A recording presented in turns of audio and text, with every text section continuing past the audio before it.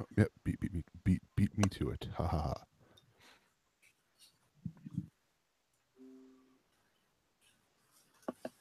Ding ding ding ding ding. I mean, I really want to turn off those Twitter notifications on my computer. That is something that you can do. I know. But see, it beat when he was posting up all the segments. It was like 12 Saturday or Sunday, and I was like getting ready to go to sleep, and I was here, ding, ding. I'm like, what is going on? And I'm like, okay, mute, and then back to bed. Did I hear Burke cursing the open air behind you? Probably. I thought I heard somebody say, "I give up," and I'm like, that sounds like Burke.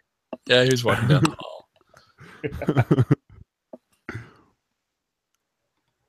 All right, we should probably get started then if we got enough time here. I don't know, Beat, what do you say? Facebook post in some seconds.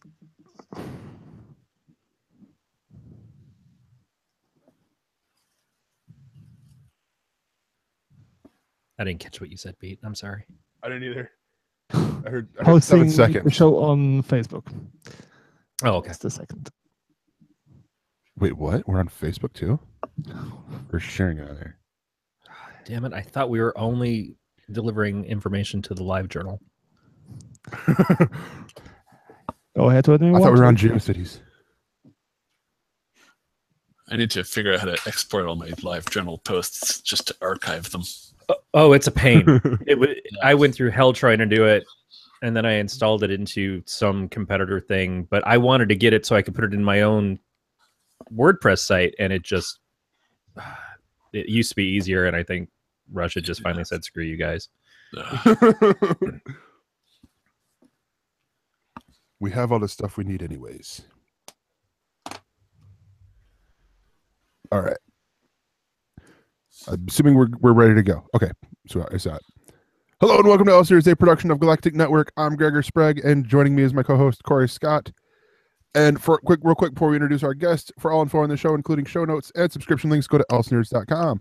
And for other Galactic Network programs, go to gncast.com. And as a warning, on ElseNerds, we tend to shoot our mouths off without thinking, so we will both spoil things and swear liberally. You have been warned. So, Corey, don't care how you're doing, because we got a guest. Patrick Delahanty from twit.tv, animecons.tv, adequate.com.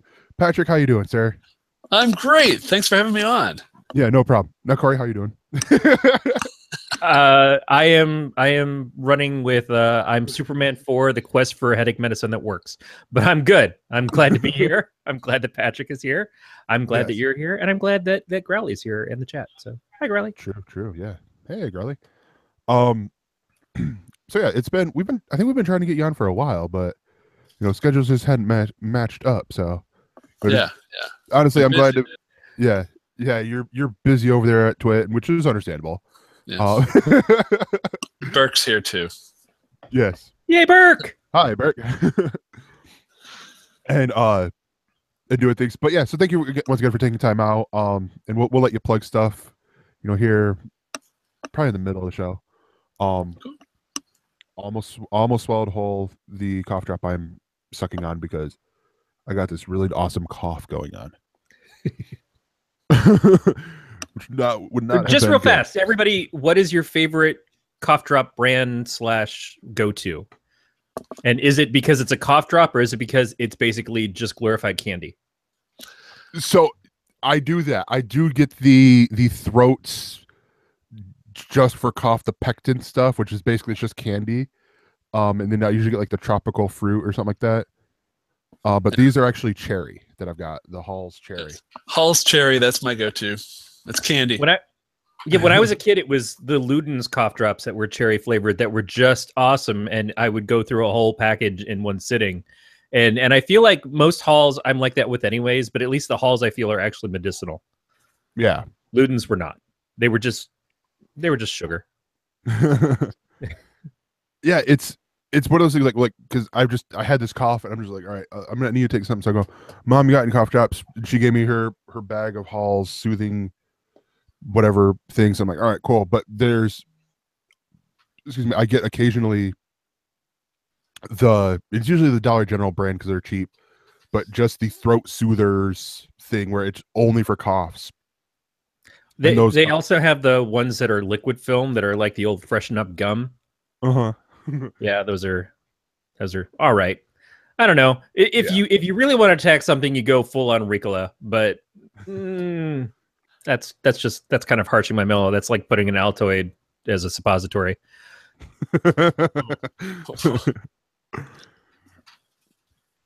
So on that note, let's move into the news here. And actually, I believe all these, with the exception of one story, Patrick recommended. And this one you actually, brought to us, and that's at least one Star Wars Rebels character survives until Return of the Jedi. Yes. Yeah. Yes. So I'm gonna assume that it's safe to. I'm gonna assume that it's a safe bet that you've seen and you are big into Star Wars Rebels. I love Star Wars Rebels. I've watched the Clone Wars and of course all the movies, but yeah, I've seen every episode of Star Wars Rebels the night it aired.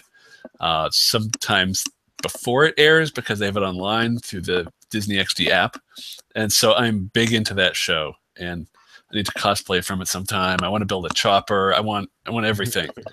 Nice. But yeah, so I've seen this, and it's we'll have a link to it because it's talking about the video, which this is one of the things that I've been liking that they've been doing is the Star Wars Forces of Destiny little shorts that they do that they'll play sometimes between Disney Channel or Disney XD shows that are in canon, and it's focusing in on the women of Star Wars, because I mean, let's face it, in a lot of things women are forgotten when Star Wars is one of the first ones to have a lot of kick-ass women, and Yes. in the forefront. Yeah, well, not so much in the original trilogy where there was Leia and a slave girl and Mon Mothma. I think that was the three women. Your blue milk server and Aunt Beru. And so yeah, it's good to see Forces of Destiny giving the role model for the girls. Yeah. But it also, I like how the story fills in some little gaps here and there with Rey, with Leia, and other characters. And it's a nice little side story. Yeah. So let me ask you this, there, Patrick. What are your thoughts on the whole, like basically Star Wars in general, with the whole, this is canon, this isn't canon, we're pulling this in from non-canon to canon, all that stuff. What are your thoughts on that? I think canon, if it's given too much weight, because if it's a good story, if you enjoy reading it, that's great. It doesn't matter if it was the expanded universe and now it's not canon anymore, or maybe it's something that is canon, or it doesn't matter as long as you enjoy it. That's good. But I do like seeing stuff like this that is in canon, because that gives us the promise that there may be more coming. And so knowing that Hera and Chopper are alive by the time of Return of the Jedi, they're on Endor talking to Han Solo. It tells us, oh, there's more to that story. Her timeline's not ended. So yeah. And sometimes I wonder if the point of this is to kind of give canon back to the audience that is still kind of lost as to what is and what isn't, because it was a hard thing to do that to the fans. And I know that was ultimately a decision that probably had to be made to be able to do the sequels now. But you're talking about people who've been dedicated to this for 30 years.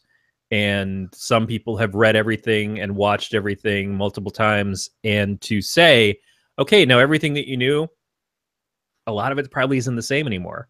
And okay, great. But they did this with Spider-Man a few years ago, where they wiped out the Spider-Man marriage, and they changed a lot of his history in doing that. And it was a number of years of them trying to kind of let people know what exists now and what doesn't exist now, what changed, what didn't change. And even then there was so many continuity flubs, because depending on the creator you had in the book or the editor you had doing it, it would be counterbalanced by somebody else's story saying, oh, well, no, this person knows who Spider-Man is. Oh, this person doesn't know who Spider-Man is this week. But you're right. When it comes to continuity, you kind of just have to let it go sometimes. It's rough because in your mind, you see it all one way. And then when you see the people who are in charge of it not following that, you're like, well, why? Why can't you? Isn't that your job, man? And in the case of Star Wars, there was so much built up through the books and comics and everything over the years that it really became complicated. You look at Wikipedia, and you look up something like the trash compactor monster, and that thing had an origin planet, had a name, had a backstory, and it's just this little thing. And so I could see how that made it hard to tell stories going forward because there's very few holes that hadn't been filled. So you're going to say, okay, no, this is just legends now. You can still enjoy those stories, but here's what's actually in the timeline. And, maybe at some point, 20, 30 years down the line, they'll have to do it again and say, okay, this is Legends 2. We're going to tell more stories. And I've seen this with Transformers. I was a big fan of Generation 1. And then, then there was the comic and the cartoon, and they were different. And then you had the Japanese. And so the entire history of Transformers has been different timelines, different canons. And so Star Wars has been lucky that it's really just had that one, and now they've separated. So, well, even back in the day, because when the movies were still coming out, we were already getting side stuff. We were getting Splinter of the Mind's Eye. We were getting the Marvel comic series of Star Wars that introduced things like Jax, who is the giant green bunny or human-sized green bunny, and Right. and all these things that it's like none of that really exactly ties in well to what they did with the series going forward. Like at first we all thought, sure thing, Luke and Leia are going to get together, right? And I think a lot of things are written towards that oops. Yeah. Wow, I have a lot of confusion about this now. Yeah, and Beats saying, wasn't it Dark Horse? And no, Marvel had the rights for Star Wars or publishing Star Wars, and then it went to Dark Horse later on. Yep. But yeah, so I mean, I look at this article, which we post in our show notes and all that stuff, which has the video from Disney's website, and they talk about which is something I'm more of a fan of. Like canon. Okay, it's cool, and I do enjoy canon. Like what is canon, what isn't canon, but it's more Easter eggs, and they give a little Easter egg to with Yoda throwing Luke's ration sticks in Empire. And it took me a little bit. I'm like, wait, what are they talking about? And they have a GIF playing. I'm like, oh yeah, that's clever. These little things that, if I were watching it, I might have picked up on it. But if not, it's the you watch after, like the 99th viewing, you pick up on something else. It's a way to keep people watching, the rewatchability of things.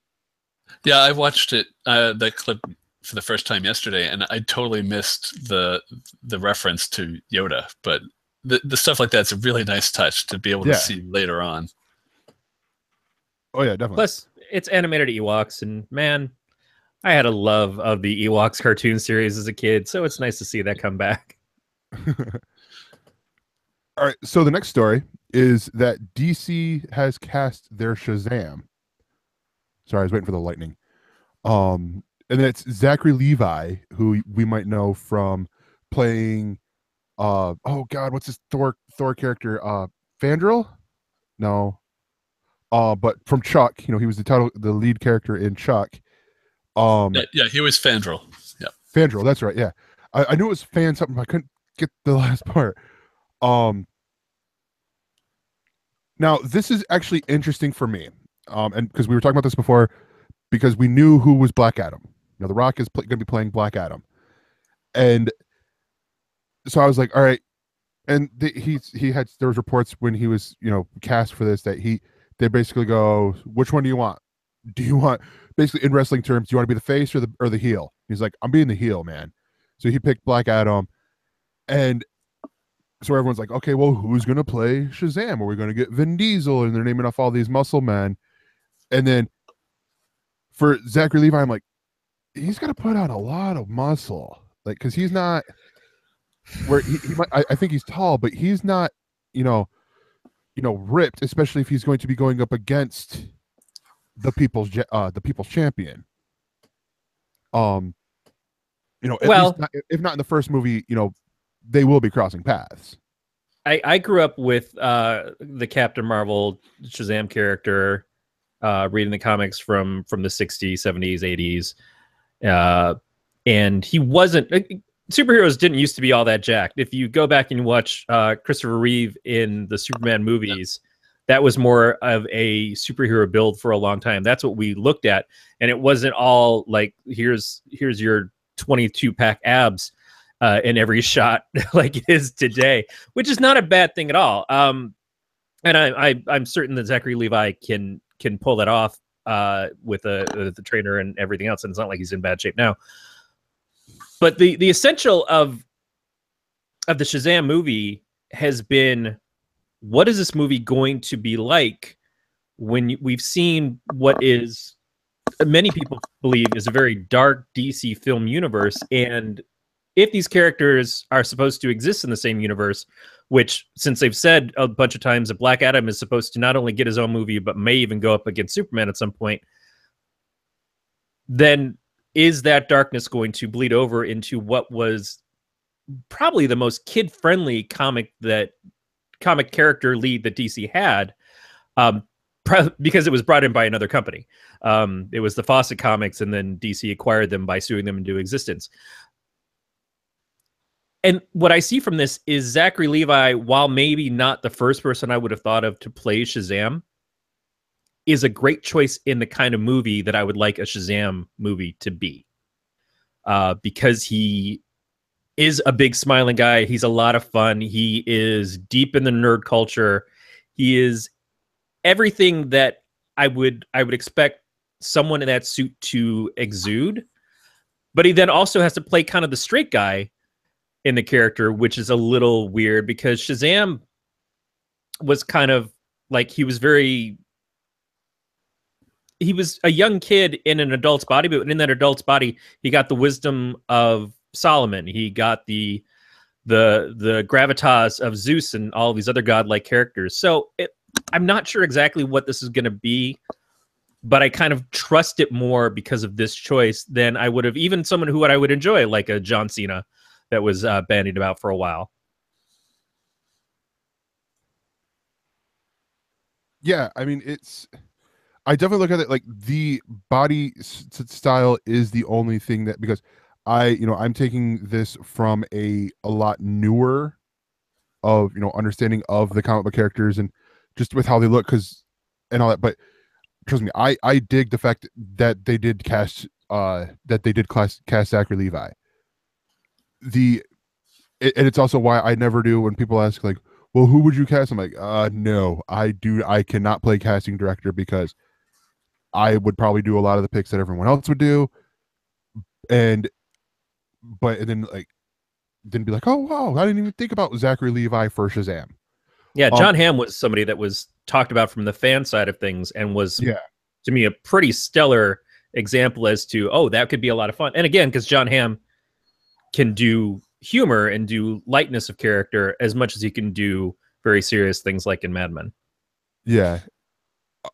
And it's the other interesting part for this for me is like I had heard that there was this unspoken rule that wasn't really going to be much actor crossover between the Marvel Cinematic Universe and the DC film universe. I'm assuming that's what the F is in FU.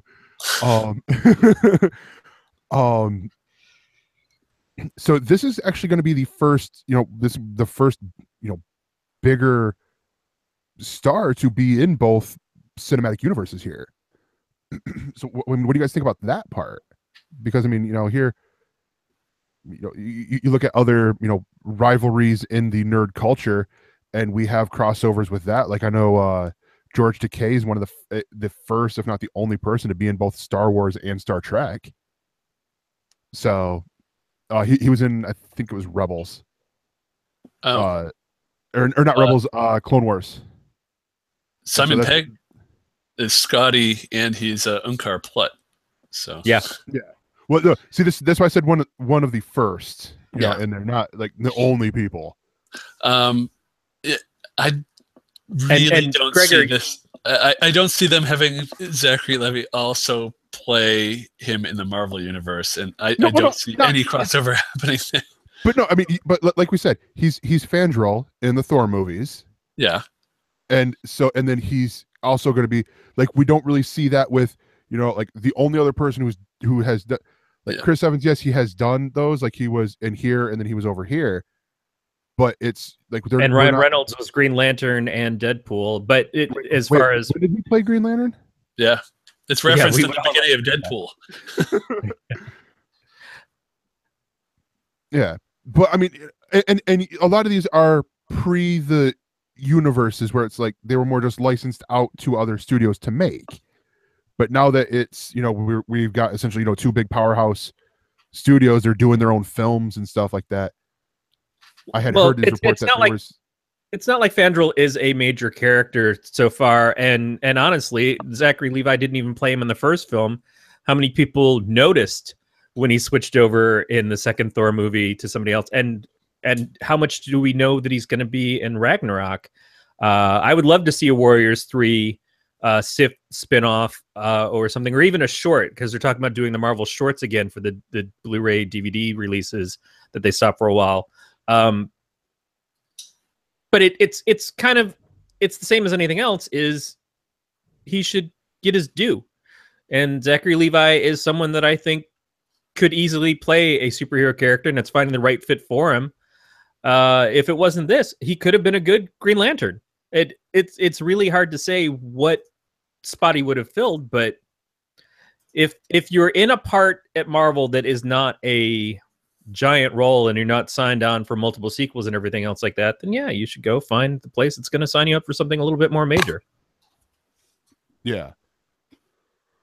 And honestly, I'm looking at the list here from the article that they had other people. They had John Cena, who had met with the director, Derek Thieler from ABC Family's Baby Daddy, Zane Holtz from Dusk Till Dawn, the series, Billy Magnuson from Bridge of Spies, and then Jake McDornan from the TV series Limitless. I look at those and I'm sitting there like, okay, a lot of them, I don't see the potential for big, with the exception of John Cena, to have this be their breakout, silver screen role in there. So I still think that this is I love the casting choice. I think this is great. But I just don't know, because I still feel like this is going to be like the Shazam Black Adam thing is going to be a little bit ways out, because I think they're doing a Black Adam movie, separate, and then like they will meet or something. I'm hearing more about the Shazam movie being closer to filming than I hear about the Black Adam movie being closer to filming. The Black Adam movie to me is in the same boat as Gambit, which is we've talked about it for a good number of years, but when it actually is going to land is anybody's guess. Sandberg has been saying for a while, like he's put up the script and photos. He's teased a lot, and he's mocked Twitter to a certain degree, saying, there's absolutely going to be people who are going to love this and people who are going to long for my death after this comes out.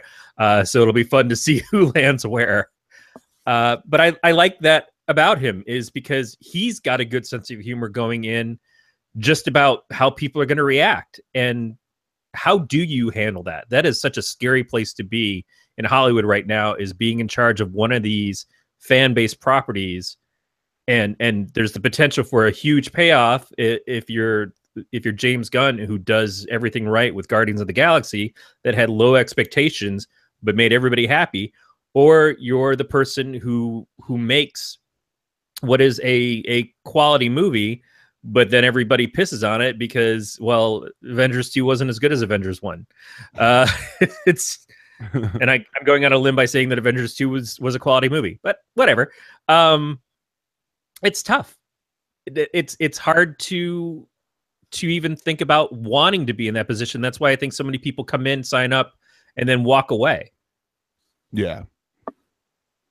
No, yeah, definitely. I think these are great. like I think this is honestly a great discussion, and I think the fact that no, see, this is what confuses me a little bit, is because Shazam is going to be at New Line. So is it in the DC film universe, or is this like essentially an Elseworld story?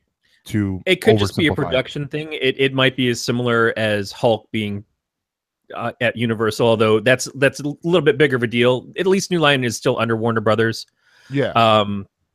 And they have the map for this, but it could just be like, we want to put something on New Line's map that we can both lose money on if it's not a huge success, or it can make their year by being there into the DC film universe.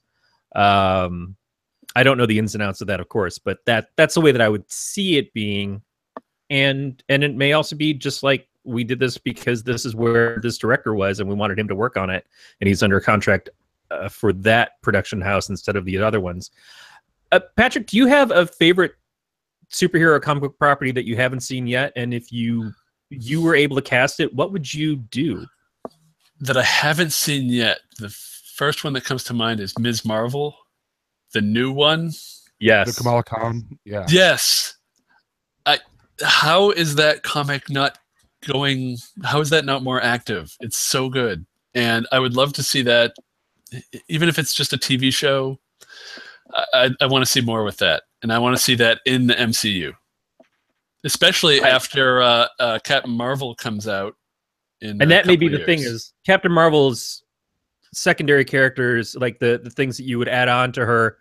With Iron Man, obviously you get Rhodey. With Captain America, you get Falcon and Winter Soldier.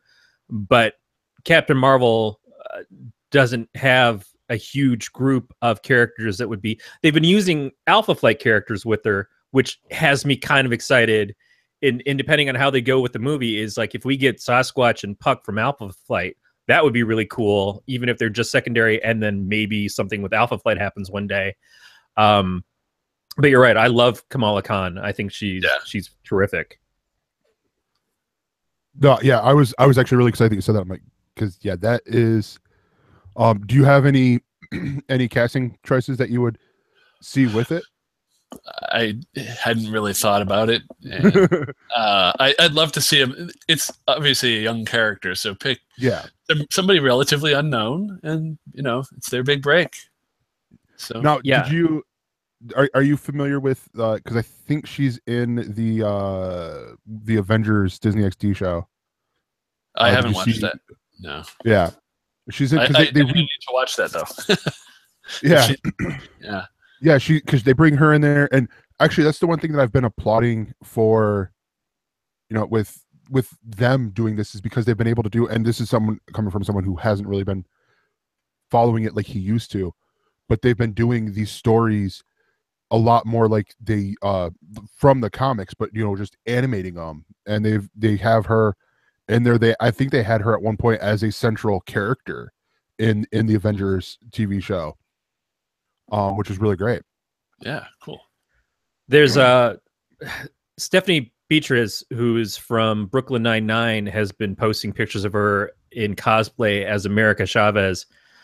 She loves the character and wants to play her up on screen. Now, the argument is that America Chavez is usually portrayed as a teenage character.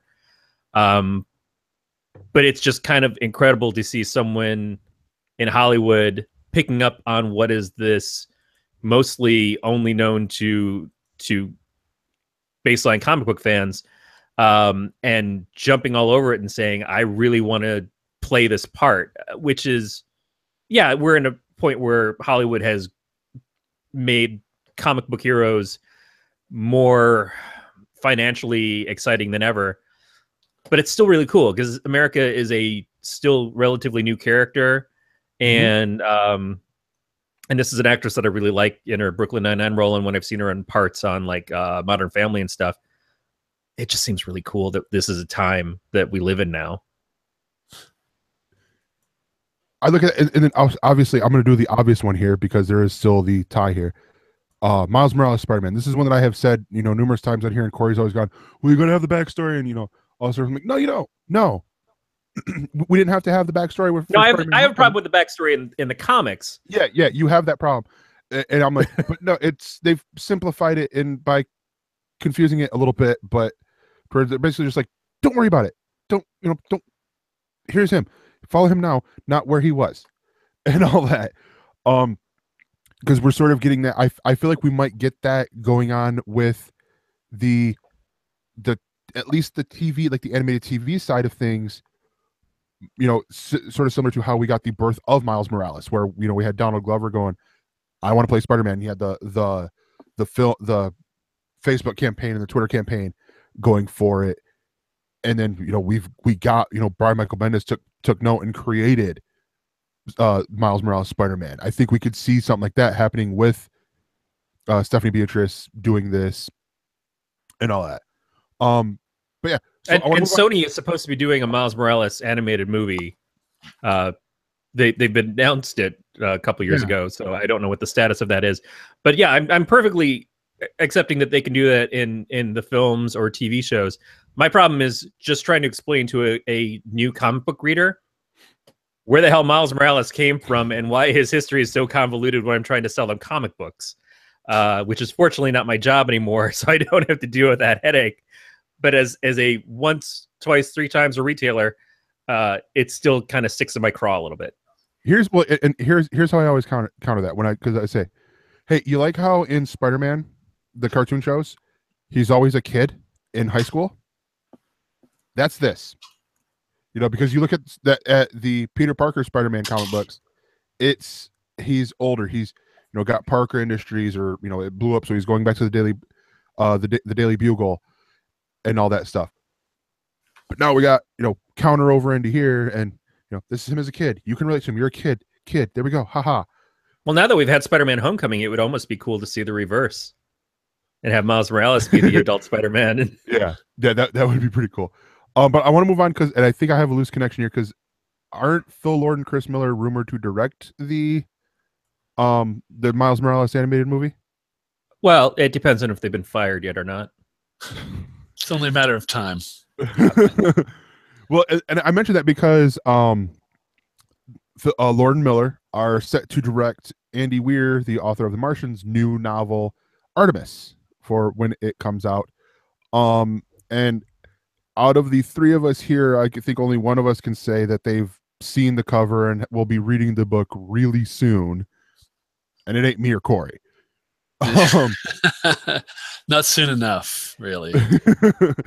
So Patrick, I'm gonna throw to you, because I'm assuming you're a big Andy Weir fan, since you're dying to read the book. Well, a big Andy Weir fan. I've seen The Martian and I own a copy of it, and so that's all of his work that I know of. Yeah. Besides Artemis, but yeah, I'm really looking forward to The Martian's great, and so I'm expecting that from Artemis, and hopefully it won't let me down. But I've been hearing great things, so. And that's the thing too, is Andy Weir is still pretty young in his career of being a writer. The Martian was his first book, wasn't it? Essentially, he wrote it online and then got the book deal and got it published and stuff. But he's not had a lot of experience, but it was just such a blast off of quality, and it hit the audience right, that now you get Miller and Lord wanting to direct your movie for your new book that isn't even out yet, and so you have no idea how successful it is. I don't know if I'd want them to direct my movie if I was anywhere. They did a great job on the Lego movie. I loved that movie. It's one of my favorite movies of all time. But I don't think lightning can strike twice. I've seen what they've done on Last Man on Earth. I watched that show. I've seen every episode, and I'm continuing to watch it, but I'm kind of hate watching it now. I really can't stand most of the characters in that show. Mm-hmm. It's trying to be funny, and it falls flat. It's tiresome, and I'm glad they were taken off of the Han Solo movie. I think I can't see a Han Solo movie with Lego movie style jokes or Last Man on Earth style jokes. And so thinking of them, and I've seen some other stuff they've done. Can't Well, remember the 21 and 22 Jump Street Oh yeah, movies. yeah. And see, I can't see, How I Met Your that Mother. working.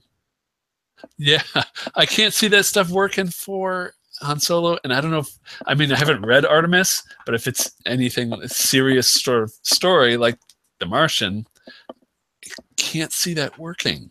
It sounds like a murder mystery on the moon from what I got from the description of it, and it kind of like a Blade Runner-y noirish novella, but that's just a guess. Again, without reading it, I don't know, but it does follow up with the hard science stuff in the way that he did with The Martian.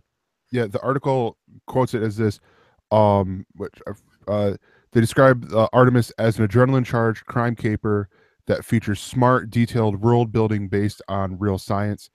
It centers on Jasmine Bashara, aka Jazz, just another too smart, directionless 20-something chafing in the constraints of her small town and dreaming of a better life.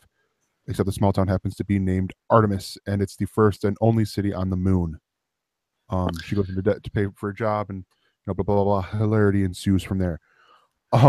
Which is a problem because it doesn't sound like a story where hilarity should ensue. Is there a wacky sidekick character that comes in?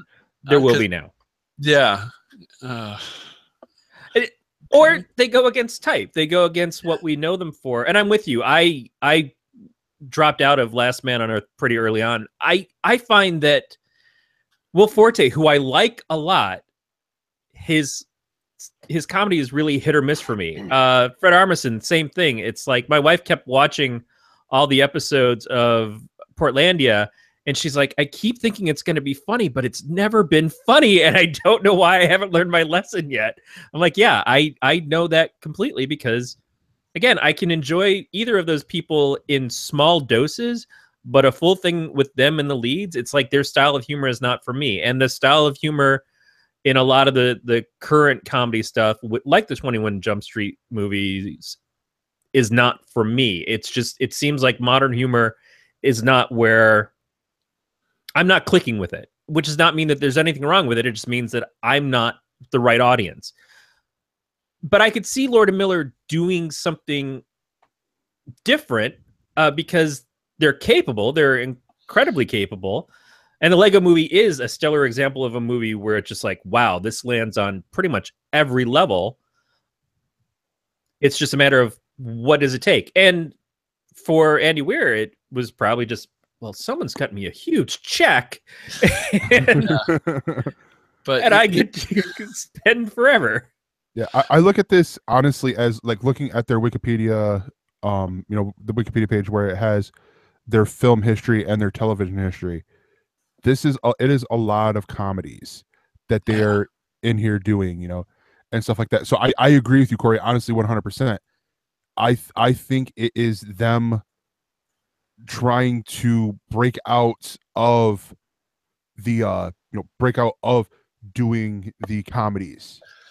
I mean, they did my favorite movie of all time, which is Cloudy with a Chance of Meatballs. Yes. I cannot tell you how much that movie just grabbed my attention. Book I never read as a kid, so I had no connection to it at all up until seeing that, and I'm like, holy crap, this is everything to me. But yeah, I don't know. I guess one thing you could say is, well, we saw that the audience didn't show up for the new Blade Runner, so a super serious sci-fi movie may be something that Hollywood wants to avoid right now. Maybe it's maybe we're just too much of a group of nerds and give too much importance to Artemis because we're like, oh, Artemis, it's Andy Weir. This has to be. Maybe Hollywood's looking at it as like, yeah, this is booked by the sci-fi. Yeah, he had that one thing, but yeah, let's see if these guys can give it a shot. Maybe they don't care about it enough to give it to somebody with the background that you might expect for this sort of film. Maybe there's like, oh yeah, we'll give them a shot. Maybe they can do this sort of thing. Yeah. If you look at the career of Stephen King and you see that his biggest hits were things that were more controlled by other people, like The Shining for decades. And now with it, we finally see something that both looks and feels like what Stephen King has written and earned successes at the same time. maybe it takes a long time as a writer to get your due for that to happen. When the amount of time that Neil Gaiman has had stuff in development, and we finally got American Gods, and it seems respectful to the source and to him as the creator of it, and on top of that turned into a really great property in a cinematic sense. Maybe that's just the expectation is, okay, yeah, you got lucky once, let's see if you can get lucky again. We're not ignoring the fact that you had a huge success in both your book and the film that came out, but this is only number 2, and these guys are interested in it, and we're interested in them more than we're interested in you and your story. So yeah, I honestly, I think Beatmaster has it pretty spot on. This could be who's the I think, was it Fox that's doing the production of this? That this could be them banking on Lord and Miller doing a Russo brothers twist. Because before Captain America Civil War, they were mainly doing, they were mainly known for directing episodes of Community and, executive producing, seasons 1 through 3 and then season 5, or, Arrested Development, or, all like more comedies than the dramas. So this could be them trying to say like, hey, can you guys do this too? Because look at the Russos, they're now directing one of the biggest movie franchises in the world, and we want to try to do that with you. This could be them, more of a, to put it in television terms, them doing a pilot to then see if it gets picked up for series. That picking up for series would be them doing more dramatic, Oscar-worthy directorial stuff, as opposed to the comedies that might get nominated but don't stand a chance. The only thing I'd say to that is that the Russos were coming from the TV stuff directly into the film stuff, whereas Lord and Miller are already Lord and Miller. Yeah. You don't hire them on because you don't like what they do or because you want them to do things a different way. You hire them on because of their successes that they've already had. And it's up to them. I think they're picking their projects now, whereas the Russos came in and they were picked for something because they showed something that was appealing to the people who were in charge, Kevin Feige or whatever. So I think it's a different level of control at that point.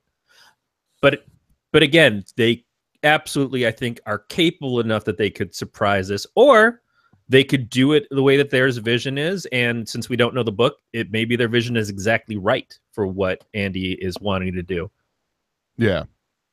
No, well, if Andy Weir has a time traveling duffel bag, then these are the guys to handle this. Wow. Yeah.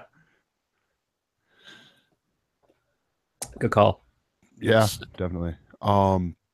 Speaking of not the Russos, Lord and Miller, we got another story about them, and that is the Lego Movie 2 is happening, and they are actually rewriting the script, and they will be tackling gender differences. The main issue I want them to tackle, and this is an important one, is that why, and actually it's totally a joke, but why the female characters, they still have the shape of the Lego brick, but yet you see the lines drawn in for their hips.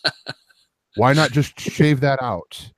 Yeah, I've been trying to figure that out. I look at the character, and you look at Wild Style, yeah. And I don't know if maybe where the leg things are, maybe there's not enough internal space, but then they've got the Lego Friends figures, and maybe that's going to play into this because they want to do more with gender differences, and maybe that'll be, oh well, Lego Friends, they're the skinny ones, and then you've got the normal Lego figures that are just, these guys that everybody loves.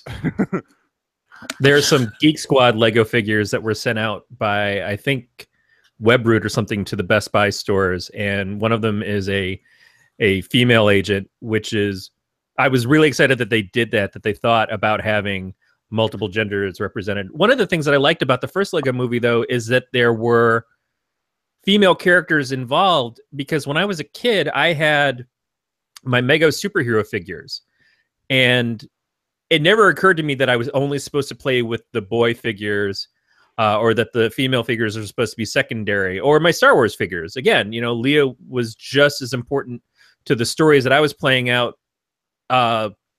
with them as any other character. Probably more important because I recognized her, whereas I didn't recognize a lot of the other characters, or they were just slightly known, and they had a cool name and backing card for the figure from the packaging. But what I'm confused about, and not terribly confused, is it sounds like part of what they're doing with the gender differences is they're involving the Duplo blocks, because the kid in the movie is dealing with his little sister coming in and disrupting his play with her stuff and having her kind of take over, which is not necessarily a gender fight as it is an age fight. And certainly that girls might play differently than boys, but I think, again, you're going to see it more from the perspective because she's a young girl versus an older boy, and how they like to interact with their toys and stuff. At least it's not the girls are relegated to the pink aisle of Toys R Us, like a lot of other stuff, like even Toy Story went into, is, oh, you've got all your toys, you've got aliens and cowboys and all these other things, and I've got Barbie and Ken.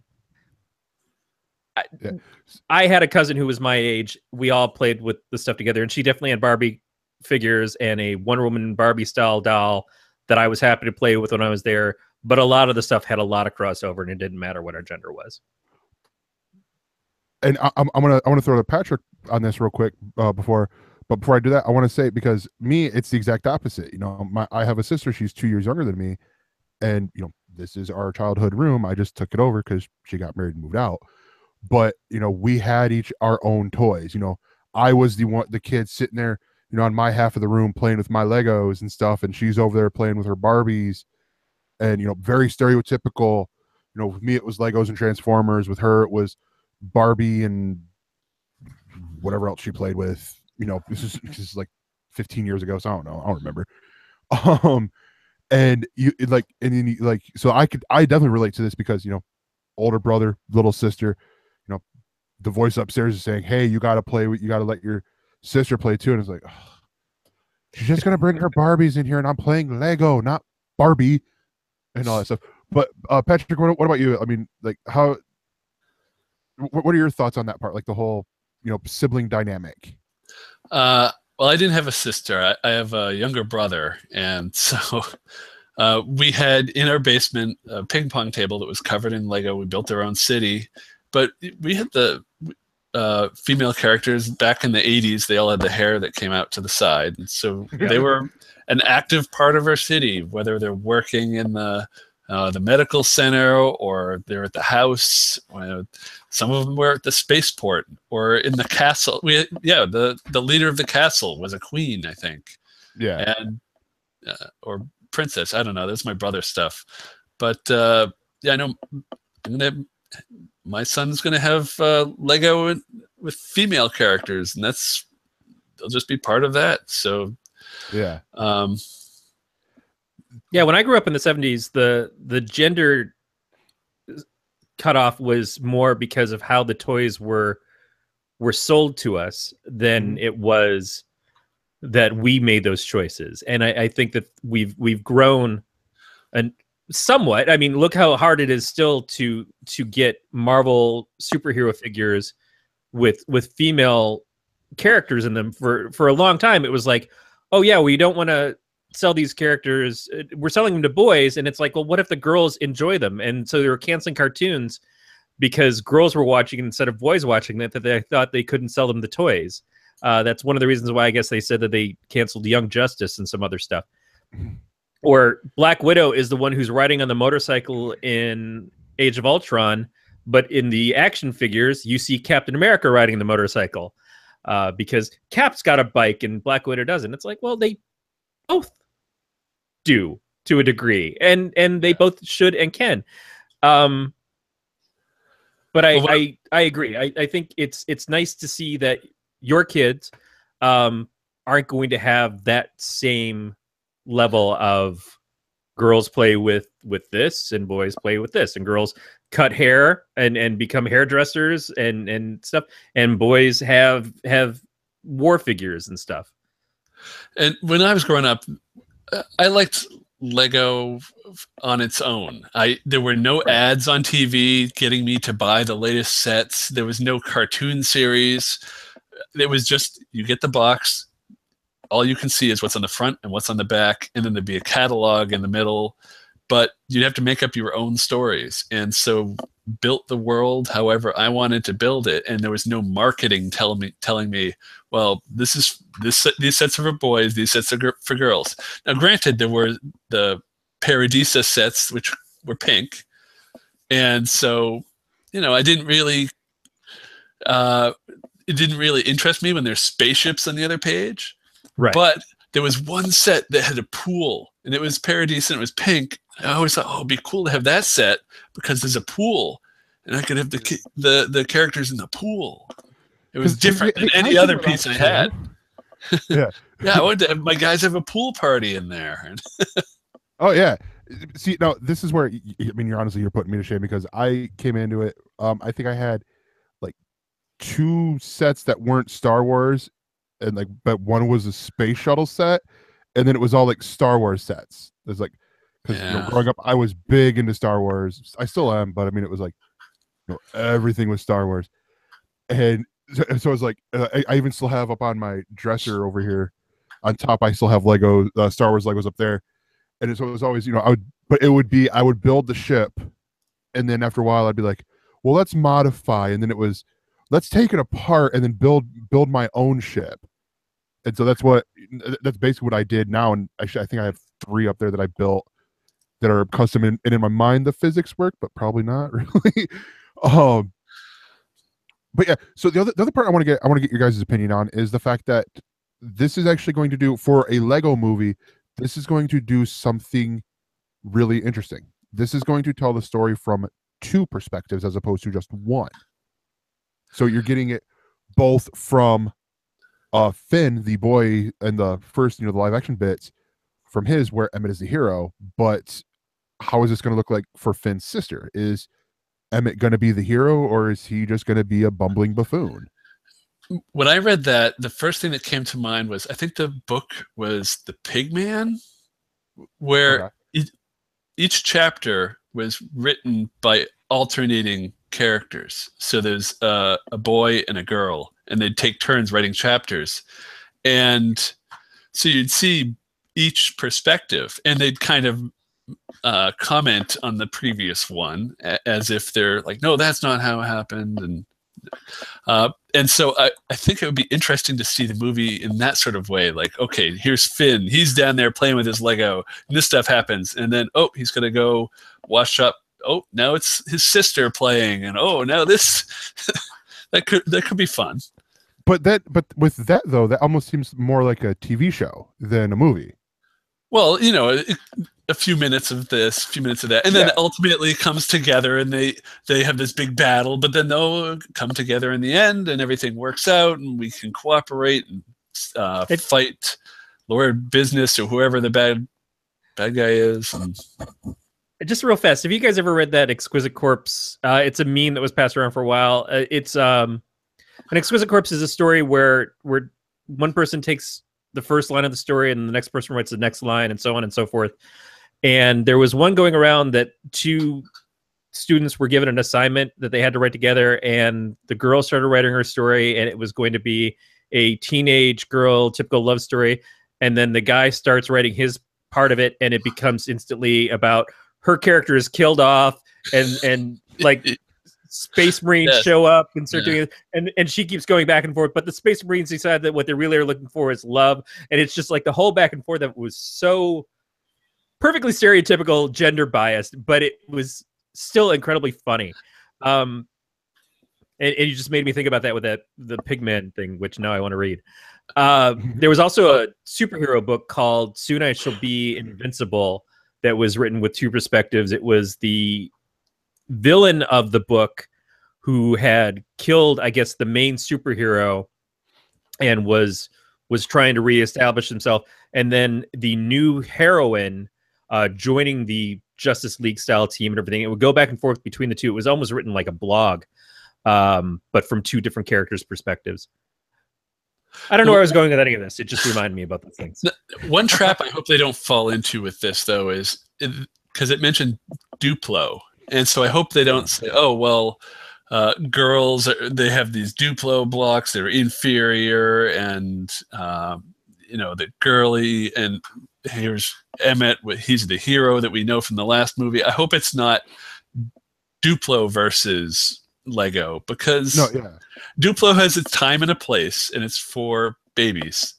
And hopefully this girl has grown up and moved past the Duplo. We can get into the actual real gender dynamics and not so much age dynamics. Yeah. Oh, definitely. I agree with that 100%, because I like to emphasize that, because like you were talking about with the Lego Friends line and stuff like that, I would rather see that. So I would hope that they would age the characters, 2 or 3 years to where, she's not playing with Duplo anymore. She's playing, with his Legos, but then with the Lego Friends line and stuff like that. Yeah.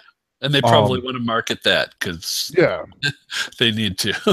Honestly, I could honestly look at that like, if there's a way to market like a combining of the two, like to where there's a little bit more, which Lego Movie would do that to where we get, because it's all, even now we get the girl characters, the Lego Friends, they're more built like actual people, as opposed to like bricks and basic shapes of people.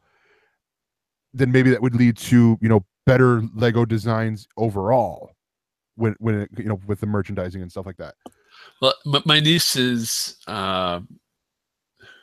she's 14 now, but she's never had any interest in Lego Friends. Even though they've got equestrian sets and she's big into horses, she really doesn't want Friends because she thinks the people look weird, and she's so used to the classic characters. Yeah, right. She's had handed down to her and gotten her on her own. That's the stereotypical thing of female fantasy armor with the breast cutouts and everything, or whatever it is just, you don't need to change something to make it appeal to girls or women. If they're into what it is you're doing, then they're into it for what it is, not because you had to sexualize it or genderify it for their purposes. It's like, no, there's certainly something to be said for maybe some young women want to see their armor look more attractive, and that's fine, but that's not what it should all be about. And if you have a character that's interested in that, then that could be the story that you tell. But yeah, I completely get it. It's like, oh, I like Legos. Oh, great. Well, here's Legos for girls. I don't like Legos for girls. I like Legos. Exactly. Yeah. And back in the day, they used to advertise girls and boys playing it with magazine ads. They didn't have TV ads, but they'd both be playing with the same sets. But I guess they think they need to do it separate. So I don't know. I look at this, since I work at Target, and I walk down the aisles all the time, and I see how they have the aisles set up right now for Lego. They have the Lego Friends and the Disney Legos on one side of the aisle, and then the other is the not necessarily licensed, because the licensed stuff like Star Wars, Minecraft, go on the other side, but the superheroes, the Marvel ones, are on this the side over the opposite of it, to where, and then it's like the more generic, like architecture, and then regular buildings and stuff like that. Opposite, I could see them, sort of then blending those two aisles together. That's my hope. My other fear that I have, and I don't know if you guys share this, is I'm hoping we don't get outcry of people going, well, why isn't there a female writer? Just because, like, I feel like we could fall into this trap here of it's being written by guys. How are they going to tell the girls' point of view when they're not girls and stuff like that? Like, that's one thing that just sort of pops in my head as we're looking at this, like the whole, well, boys versus girls thing. Well, how they know they're not girls and stuff like that, As someone who sometimes tells stories it would be really horrible for me if I was only able to ever tell stories from a white 40-something-year-old male's perspective. So I get why there needs to be more representation from writers of different genders, identities, races, everything else. I completely agree with that because it brings in new stories that maybe us crazy old white guys can't come up with on our own, or maybe we can, but we just don't because it's not what we're used to doing. I absolutely am in love with having a more inclusive Hollywood and more inclusive creativity across the board in books, in comics, and everything. But yeah, the idea of pushing it so far as that only women can tell stories about women and only African Americans can tell stories about African Americans. It's just something that if you are a person who is a male that is telling those stories, you need to be really conscious of what you're telling, and making sure that you don't just follow stereotypes because that's all you've known. Yeah, I only bring that up just because, you know, I could see people doing that when they're watching the movie, like, oh, that was a good movie, but wait, there was no female writers. I'm mad now. When I mean, really, you know, like they're probably looking at this more of from the kid perspective. That I think they, you know, Lord Miller or the other, you know, the other writers involved might have daughters, and they might see how they play with their toys and stuff like that, and the stories that they tell. You know, like it reminds me. I don't know if you guys ever saw the YouTube series on Geek and Sundry, written by a kid, where they had Oh right, just kids in general telling these stories, and then they had it was either animated or they had actors acting out what the kids were talking about. And you know, it's a great example because here you had boys and you had girls, and they were telling completely different stories, and then sometimes they were telling very similar stories, and it was just, you know, it was what it was. And you know, it's just, I don't really have a point with this. No, Axe Cop is a very good example of that. Axe Cop was the guy who was drawing out the stories that his little brother was telling him, making up. I also love seeing the artwork of girls who've drawn creatures or superheroes that they've designed and stuff like that, and then a more established comic book style artist or fantasy artist has taken that and drawn it to look more in lines with popular art and everything, and you see it kind of taking that next level. I love that kind of thing because, again, the imagination of kids is something that is so valuable because they are fearless. And when we get older, I think we allow ourselves to feel like, oh, well, that's too far out there for me to reach for, and I'm just going to play it safer in this little book house over here. Oh, yeah, definitely. Any last thoughts on this before we move on? Lord Miller should stick to Lego-related movies, and that's it. What about Clone High? Well, I don't know anything about that, but maybe. Oh, that was their first thing that they got success from. It was an MTV series that lasted for one season. Basically, the premise was these clones of famous people are in this high school. Right. Yeah. Okay. It was a really good cartoon. Yeah, on MTV. Well, they also had Daria and Beavis and Butthead, but after that, when they were, you know, after Beavis and Butthead and Daria, when this came out, it was in the 2000s when it was all about the real world. But yeah, so that's going to do it for the news, and we will be right back. Real quick, before we jump into the ElseWords, we are curious. We want to hear from you. How can we improve the show? You can tell us by going to bit.ly/ENSurvey2017. That is capital E, capital N, capital S, then Survey 2017. And you will, and on there, you'll answer 5 questions, I think, about, you know, how we improve the show. You know, like do we need to bring on more guests like Patrick Delahanty? Yes. Do we need to, talk less about things? Probably. You know, whatever it is, you let us know. We will do our best to accommodate, and we thank the people who have already done that. So yeah, Patrick, tell us about the stuff that you're doing. You know, because you are a busy man. Yeah. Let's see. I do a website fancons.com, which spun off of a site, animecons.com. And so comic conventions, anime conventions, sci-fi cons, fantasy cons, furry cons, steampunk cons, video game cons, they're all covered there and listed worldwide. And so that takes up a lot of my free time. We also do a podcast, Anime Cons TV. And every Monday we have a new episode, and we're finishing up our 9th year of that. Nice. And did you see anything about that story about the comic convention that was sued for saying it was a Comic-Con, and how I guess it was just established that the cease and desist or the gag order that they had on them was considered illegal. And so it's up in the air now of whether they get to call themselves a Comic-Con after San Diego wanted to sue them out of existence. Yeah, San Diego Comic-Con was suing Salt Lake City Comic-Con. And they don't really have a case. It's become a generic term. But also they had tried to trademark it a while back, but now that was found to be generic, but there's still, I don't know. I've lost track of where that case has gone, and I'm just waiting for it to be over to see, okay, what's the final thing. I don't think they've got anything to stand on that shouldn't hold up, because there's so many people using the term Comic-Con now, whether it's spelled with 2 C's or 3 C's by 2 separate words, or hyphenated or not. It's all generic as far as I'm concerned. Everybody can call it Comic-Con. If you wanted to trademark it, it's too late. Yeah, that ship has sailed. Yeah. Although it's always odd to see the things that can be trademarked, because the fact that DC and Marvel hold a trademark on the term superhero always sat wrong with me.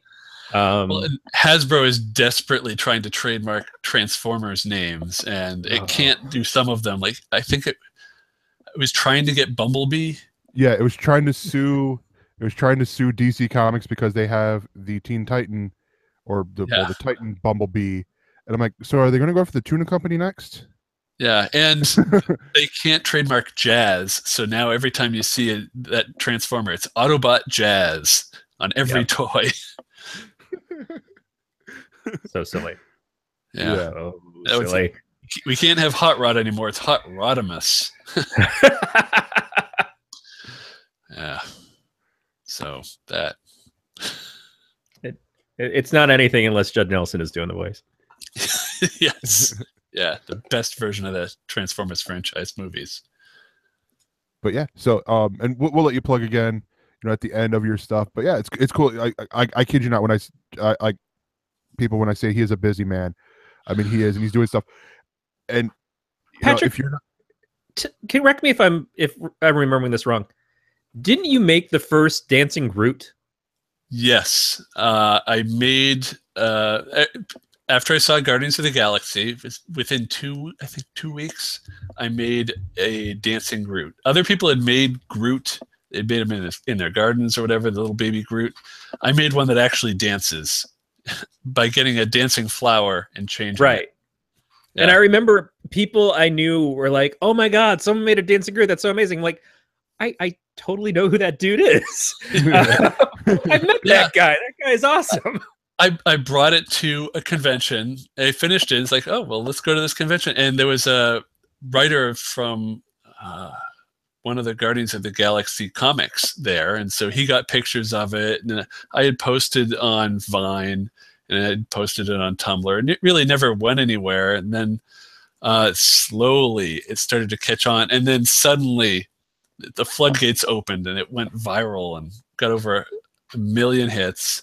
MTV, CNET, a whole bunch of outlets covered it, and over 1 million views on YouTube, and I've made it zero money you're living the big life in Hollywood, and you're set for life. You've got billions of dollars. It annoys me that there's ads on that video, and I have not made a single cent from it, because the song that's used, not even 30-second clip of that Michael Jackson song it got monetized by MCA or whoever has it.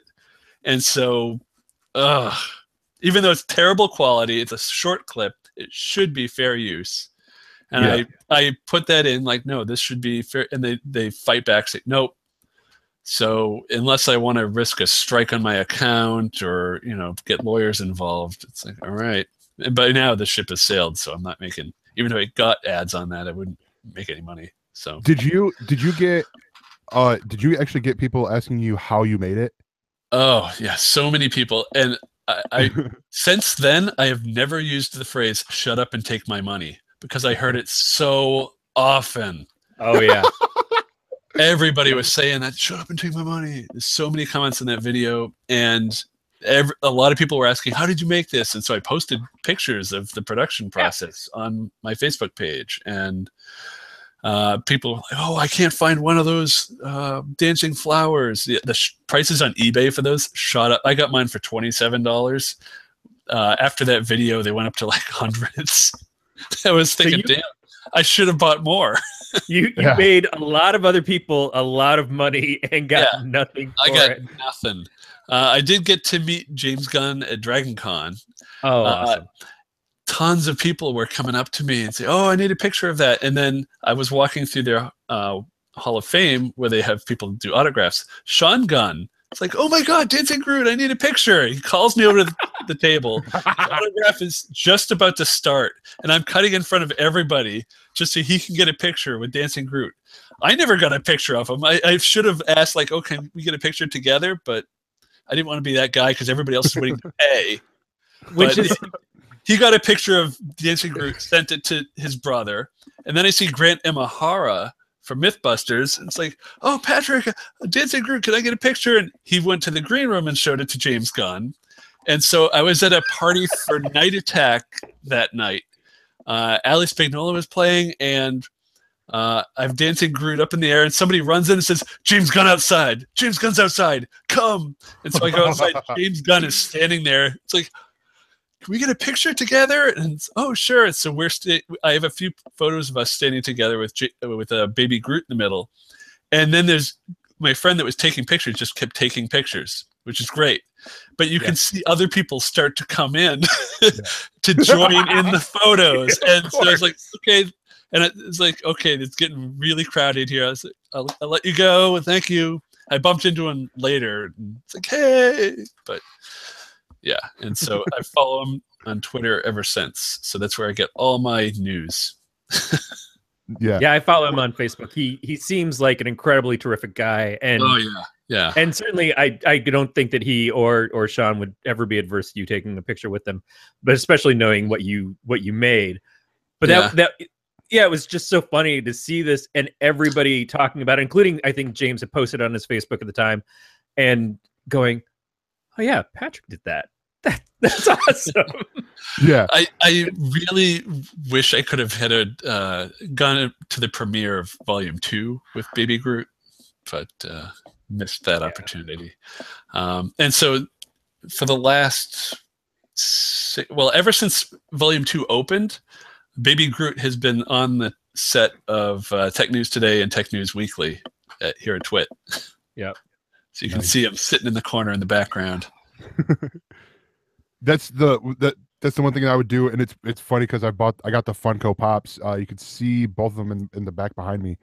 But I've got the regular sized version of adult Groot and then the oversized version of Baby Groot. So I like doing that reverse. It's like, and I would do it in the podcast. Just be like, all right, and he comes in frame. Just when I was bored and Corey was ranting about something, I'm like, all right, I need a comedic moment for myself, just for myself. Pull it in here. But no, yeah, that's honestly cool. And I forgot about that. And so you mentioned, I'm like, oh yeah, I remember watching that, in the live feed when they're like, Baby Groot. I'm like, oh my gosh. So the convention before where it got all big, that was before Dragon Con? Yeah, that was Stockton Con, which is not a great convention, honestly. It's very small, but it happened to be right after we finished it. And my wife, then fiance, and she sculpted the head and I did the body, and she painted the head and I molded the arms. But we brought it and everybody needed a picture. Yeah. Nice. But yeah. So let's jump into our segment 2. That's the Else Views, which I think we found Corey's. It's your Groot. But this is the section of the show where we talk about movies, TV shows, basically anything that's on our nerdy minds or nerdy hearts that we want to talk about. Patrick, I actually want to start with yours because I'm a comic book reader. I've got way too many comic books in front of me. I've got way too many comic books on my tablet that I need to read before Wednesday. It's not going to happen, but it's the truth. And you're actually recommending a comic book. This is Yes. Corey hasn't done this in a while, but so please tell me about Back to the Future. Back to the Future is a comic series that started right after the 30th anniversary of Back to the Future. So it started in 2015, around October 21st. And so it's been running about 2 years, and they've done 24 issues. So they're averaging one a month. There were 2 that came out in October, none came out in September, so it's a little haphazard, but it's averaging 1 a month. And it's one of the writers on it is Bob Gale from the Back to the Future movie series, and it follows in the canon and the continuity. It all fits in. It's unlike the cartoon series, which is just crazy. Right. This is actually like if Back to the Future continued, this would be the story. And so it has more traveling through time, and it has introducing new characters and new time frames to Hill Valley. So you get to see Hill Valley in the 30s and the 60s and the 70s. You get to see the latest storyline is learning why Uncle Joey went to jail. Oh, good. And so it's really interesting to see more of the McFly family history, and then they change the timeline and how they have to change it back. And so I'm Back to the Future is my favorite movie of all time. And so this is, I don't subscribe to many comic series, and this is one of those few, and I love it so much. So if anybody's a fan of Back to the Future, they really need to be reading this. Did they do anything to explain away the differences of what is the girlfriend's name? Is it Jennifer? Oh, why they changed actresses? No, that's just If they do something like they switch Becky's on Roseanne and they actually give you a reasoning. No, that's terrific. And this is one of those things where everybody loves Back to the Future, and of course we're never going to see a continuation of Back to the Future, the films, as much as we've wished for it and keep wishing for hoverboards. It's become an impossibility without someone redoing the movies, which I'm not a huge fan of. But to take that and say, okay, but you can continue the story with these characters and the actors in your mind of who they were and everything, and do this. Buffy the Vampire Slayer has had a very good, long success in comics since the TV series ended. At first, they weren't in continuity, but then they switched it over and started over again, where they did it as continuing seasons. And I love that idea, because some things you don't want to let go, but realistically, can't ever be what they were again. And this is a great thing. Yeah, I wish they would do more Firefly comics. They've done some with Serenity, but I want a whole series like they're doing with Back to the Future, and it's great, and I hope it keeps going for a long time. They also did a spin-off of the Back to the Future called Biff to the Future. Oh, and man. That shows you the timeline where Biff has the almanac, and it shows you what led up into his empire. Oh, wow. His casino and his crazy hair millionaire, getting into politics and all that crazy stuff that would never really happen. So. I thought I read that, but it was called The Art of the Deal. Yeah, there's some similarities there, which is odd. But Biff to the Future. It's a short series. I don't remember how many issues there were, but that's. I was going to say I thought it was the Hot Tub Time Machine 2.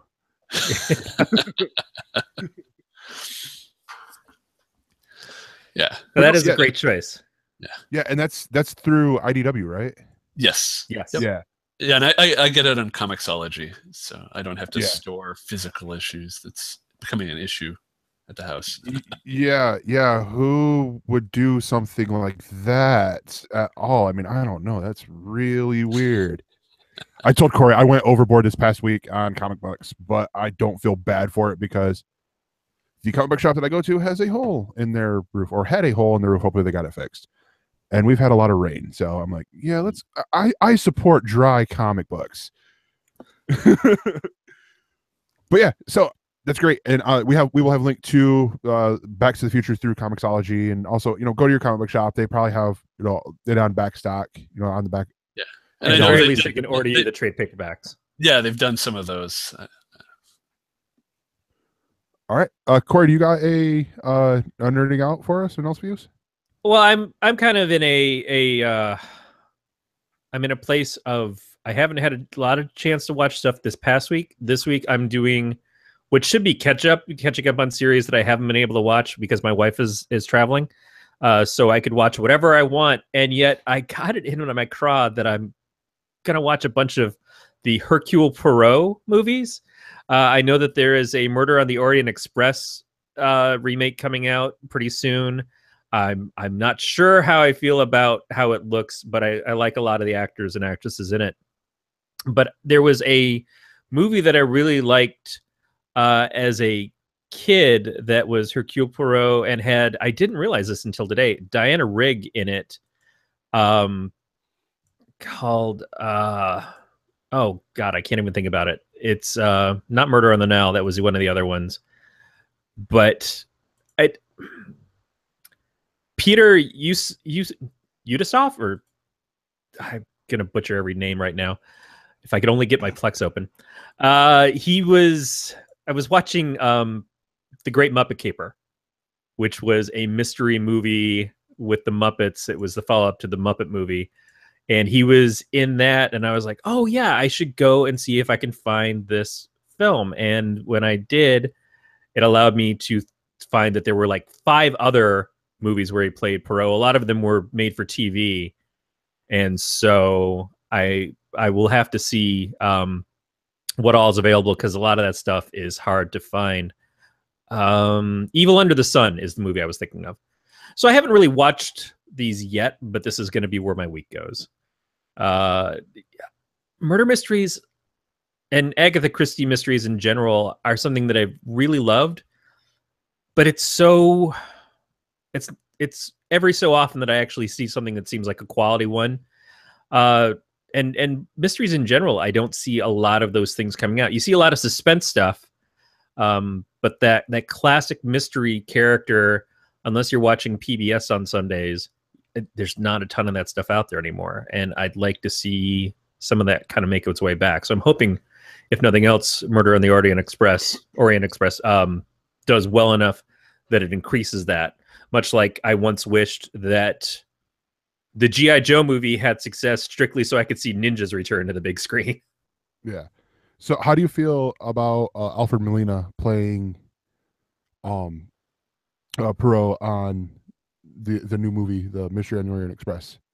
It's not Alfred Molina playing it, is it? I thought it was. Well, let me double check. I thought it was. No, it's Kenneth Branagh. Oh, is it? I think Branagh's playing Poirot, and I'm butchering that because I can't speak French. They got them both on there. That's weird because Molina's in it. I thought. Yeah, I just saw it said both of them are played by Hercule Poirot, and I don't know. That's okay. Whatever. Anyways, either way, I mean, I feel either way with that Kenneth Branagh or Alfred Molina. I'm like, good choices. Yeah, Alfred Molina would be a pretty terrific Poirot. I would definitely watch that movie too. But this has got Johnny Depp's in it, maybe a little overexposed, but Daisy Ridley's in it. A lot of people that I would like to see bring a sort of gravitas to the film are in there. So is Judi Dench in this? Just in general, I'm excited potentially for it, but I'm treating it with a bit of trepidation, because how does Hollywood handle this? And are they going to get kind of crazy and try to change the ending and stuff to surprise viewers who are familiar with the story from before? I don't love when they do that. I don't want to see another Demi Moore's Scarlet Letter. Olivia Colman is in it. Michelle Pfeiffer. I really want to love this. I hope I do. So we'll see. But in the meantime, I get to visit some of the classics and go from there. There was another one that I am trying to find, which is almost impossible. I think it's from 1978, called "Who Killed the Great Chefs of Europe?" And it was a comedy murder mystery. It has the guy who plays Pops on the Goldbergs is one of the main characters in it. And it was just one of those things where all of these chefs were being murdered in a similar way to what their famous recipe was. And just things like that I watched all over the place. Something's Afoot was a play that they used to play on Showtime, a musical Broadway play that had Gene Stapleton in it. I'd love to be able to find that. We'll see. But right now, this is a good jumping off point, and it means that I'm not getting anything done while my wife is away. Nice. Yeah, and it is Kenneth Branagh. I don't know why Google says that Alfred Molina is playing or has played Hercule Poirot in Murder on the Orient Express, but whatever. There's probably been multiple versions of that movie before. But I didn't even find it on his IMDb, but yeah, whatever. Anyways, so yeah, check out Hercule Poirot. Check it out. It's also 2001 TV movie of Murder on the Orient Express. Okay. Yeah, and I think it's also a PBS TV series that they have, the Poirot. They had a long series of Poirot for PBS. Yeah, it's brilliant. So mine is sticking with the British theme that me and Corey have got going on here unintentionally. Mine is the Russell Howard Hour. So this is in the vein of Last Week Tonight, in all honesty, for us Americans here. This is Russell Howard. He's a stand-up comedian over in the United Kingdom. He had a show on the BBC called Good News with Russell Howard, or Russell Howard's Good News, and that got canceled, or well, it did not get commissioned for a new series. And then Sky goes, "We'll take you," and gave him a whole hour. And it's honestly, even though Russell Howard's Good News came on after The Watershed, so he could swear and stuff like that, it seems like here that now that he's on Sky One, it's like, all right, we can swear, all right, let's do it. They've had 5 episodes so far. They're all news related, and the one thing I love about this show is, and it's something I liked about Good News, is the fact that he doesn't focus on the negative, especially with how the society is today and how we see the news, where this bad things happen and this bad things happen. He will talk about those, but then he always ends the show with looking at the hashtag RHGoodDeed or RHDeeds, and just how, like, some of the things that people are doing for others around the UK. This past episode, he actually started with an article, with a news story that he had found throughout the week, that talked about since 2011, I think it was 2011, the self-harm rate in the United Kingdom on teenage women has gone up, or teenage girls has gone up, because a lot of them are, because of self-confidence issues and stuff like that. And he played a clip from, he's talking about, like, well, what do you expect when you look at, who their inspiration is? And he plays a clip from this YouTube video about Kim Kardashian saying how she gets the perfect selfie, where she knows her perfect angle, and then she goes and takes 300 photos. I'm like, how are your arms not bigger from, just the plyometrics of sitting there holding your phone in this spot to take 300 photos? And I'm assuming you're not using burst, where you're just sitting there, doing all the minor adjustments and stuff like that, and then picking the one photo that's going to go on your Instagram to get liked by millions of people. And this is how he started the show, because he was frustrated for the fact that one of their papers, I think it was The Sun, this was on page 30. This was 23 pages behind their page 3 girl, who's, big busty girl, topless or whatever. and and all this behind other issues that you look at and like, are these more important than the fact that your future women here are harming themselves and all that? And it was, I'm like, wow, this is really great, telling a story. And then he ended it with, like, hey, if you're a girl and you're feeling a little bit bummed, here's a video to cheer you up. And it was one of the funniest videos. I'm sitting there laughing, and I wanted to show it to my mom. She's like, oh, I already saw that. I'm like, she saw a video before I did. What? Come on, that's not fair. But it's a video of a lady, like a grandma, showing her husband a magic trick of making the penny appear in the bottle. He looks down, she squeezes the bottle, shoots him in the face with the water. It's just a classic, like one of those little YouTube videos to make you laugh. But no, I honestly, I can't say much more good things about Russell Howard, the Russell Howard Hour. They still have the interview. They have interviews with people. Like the last episode had an interview with Ed Sheeran on there. One of my favorite segments on there is called Playground Politics, where they have, it's Russell Howard. He's going across the world and is talking about like money or different issues to kids and getting their opinion on it and all this stuff. And some of those kids, it's like, oh my gosh, this is the video that will prove that this kid is going to do something bad or something. No, it's not that horrible, but it's like some of these kids, you're like, they really think that? And it's funny. They paint it in a funny way. Yeah, I mean, it's I don't know. It's a show I watch because I like Russell Howard, and I think if you like Russell Howard, you will enjoy it too. And it airs on Sky over in the UK. You can find it other ways if you live outside that area.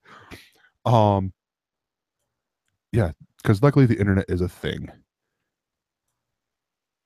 So that is the Else Views. I have nowhere to go from it, honestly. So we're gonna jump right into the Else Words, and this is our big discussion topic, and this is all about Regal Cinemas, the plan that could be a success. Sorry, before I get into that, the Patreon plug. We have, if you want to help support the show, support the network, gncast.com/subscribe, and on there you'll find our Patreon. You do that simple as $1 episode. You're good. $1, not per episode, $1 a month. You will get bonus content. I believe at $3 you get the Peter Fisher's app review show, which has been me and Brad so far doing it, where I talk about exploding kittens and then why I'm going to jail soon. No, I'm joking. The card game Exploding Kittens, it's an app now, and then the comic book reader that I use, and all. So yeah, it's fun. Patreon.com/Galactic Netcasts, or very simply gncasts.com/support. But yeah, so Regal Cinemas, they are going to do flex pricing essentially, where for certain movies they will charge you more money. For box office bombs, they will charge you less. Now, what do you guys think about this? I will point out, I will throw it to Patrick first, who has a vested interest in this because he does participate in the Cord Killers Night Attack movie drafts. So Yes. this could have a big effect on the draft. Yeah, the big movies could be bigger, and the bombs could bomb more. And ultimately, I think that Hollywood needs to be more concerned about that, because if they're getting a movie that's not getting a big audience, and now they're not getting as much money from it, that could be an issue. Although I don't expect them to lower the price if the movie's bad. I expect the price we're paying now to be the bad movie price. And if we're seeing Thor Ragnarok tonight, we're going to be paying $20 for a ticket. If we're seeing Gem and the Holograms, it's going to be like, that's going to be the normal $10 ticket. And then you're also going to see your therapist, because why are you going to see Gem and the Holograms? Yeah, well, that movie made what, $2 million total, right? So, but do you feel like that it's going to be do they have an adjustment that they're thinking of ahead of time? Like we seriously think this movie's going to bomb, so we're going to try to lower the price on it, or is it going to be an adjustment like, oh, hey, the fish smells like it's turning bad. We should run a special on the fish, and in this case, the fish is the newest Michael Bay movie, or what? That's kind of my question. Is it going to be adjustable pricing? Like 1 week, oh, we thought this movie was going to do really well, and then the next week it's like it's the $5 thing because we used to have the cheap theaters for that. Yeah, and I would go to see matinee movies where I would actually save some real money by seeing the movie in the afternoon instead of going in the evening. Nowadays, I mean, there's still matinee pricing, but you save like $1, so there's really no advantage. So yeah, if there's a particular showing, maybe some Tuesday night showings when people don't normally go to the movies, maybe those are cheaper, as long as they're actually discounting the prices and not just raising all the other prices. And also, does having it be a lower price actually encourage people to go see it? It's like, oh, well, this movie is the one I want to see is $15, but the movie that we were kind of considering but weren't really sure on is only $7. Let's go see the $7 movie and save some money. Or do you go to the thing that you actually wanted to see in the first place? Or does it encourage you to get out of your chair and go see it? Like my wife the other day said, hey, Assassin's Creed is available to watch for free. She goes, didn't that movie just come out? I said, I guess for some people it did, but it totally makes sense why it's free to watch on HBO. Yeah, when I'm looking at the movie listings, when my wife and I say, oh, let's go see a movie, we'll look and see what's playing. I don't know if we're going to be looking at like, oh, well, this one's only $3, but this one's $8. We'll see the movie we want to see. And it would be nice to know, oh, yeah, we go to the movies, it's going to cost us $10 a ticket. Then we buy popcorn. It's not, oh, well, if we go at noon, then it's going to be $8 and the popcorn's going to be maybe cheaper too. But then if we go later, I don't want to have to do math. And are we going to the movie surge pricing? Yeah, surge pricing. That's no. Oh yeah.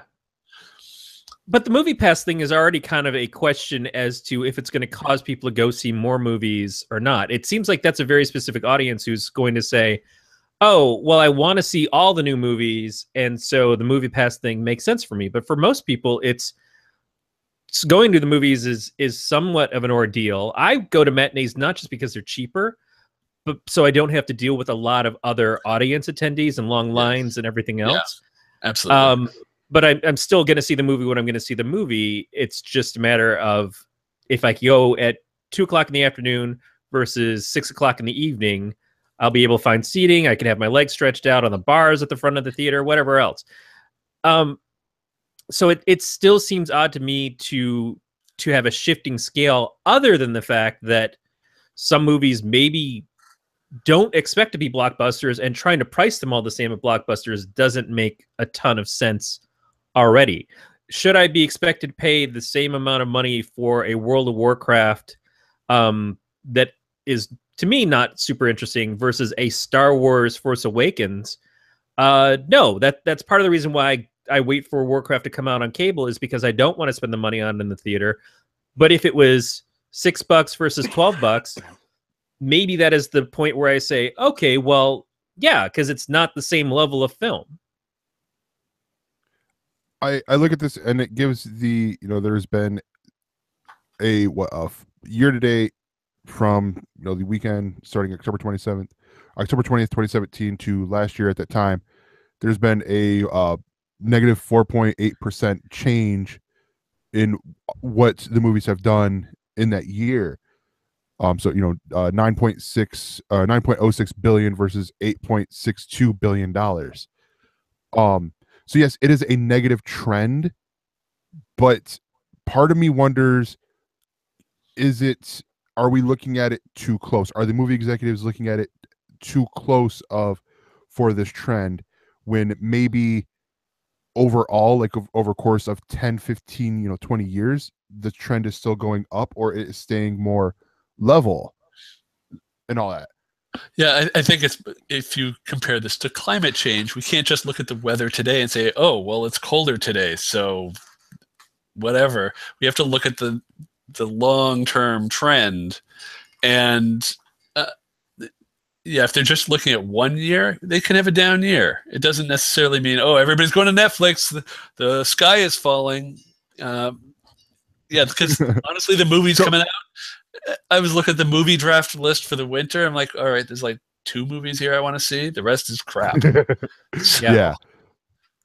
There's so let me ask you. There's stories going around today that they're calling it the Weinstein Company's fall, which is the new post-scandal Weinstein Company movie that just came out is an Amityville horror sequel, Amityville: The Awakening. It has grossed $742. It's only in 10 theaters, but the other side of it is that it's also, I guess, free to stream on Google.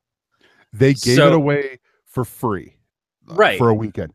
I know because I accidentally clicked yes. I'm like, I don't watch the Amityville shit. I don't watch the shit. I don't even want to support it with a pity click.